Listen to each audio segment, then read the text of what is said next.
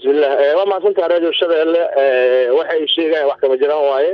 degmada ciidamada amniga ciidamada dowladda federaalka Soomaaliya gacanta ku hayo haddana cadawga si beegsayna jabkiisii waxay xabada ka dhex socotaa beeraha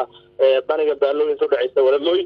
wayna soo ajarmeen insha Allah waqti dhowna waxaan hay'adaha amniga la wadaagi doonaan wixii laga qabtay iyo wixii dagaalkaas oo ka dhacay laakiin waxa cadeynaynaa degmada taanka kamid inaysan soo gaarin difaac ugu horeeyay ku fashilmeen daawacoodii meedkooda insha Allah waqti dhow soo bandhigi doon war iyaga ka soo baxay waxay ku sheegeen inay gudaha degmada galeen maxaabiis badan ay sii daayeen maamulkii aad ku shaqeynayeen ay la wareegeen wax kama jiraan waaye aniga hadda kula hadlaaya jooga degmada meeshii xabada ka dhacaysa jooga oo furta magaalada waa maqli ka taay gaarina inaan wado aniga dagaalka hormuudka cadawgaas insha Allah waa ku jihaadayna waana dad ilaahay subhanahu wa ta'ala diintiisa iyo ummadan been ka sheegay oo khawaarij insha Allah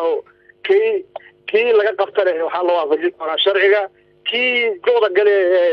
fakadana insha Allah ugu heri ma doono jooda ka dabgeli doona dawladda Ilaahay hadda ma waxaad leedahay degmadii Balcad aniga joogo al-shabaab lama aysan wareegin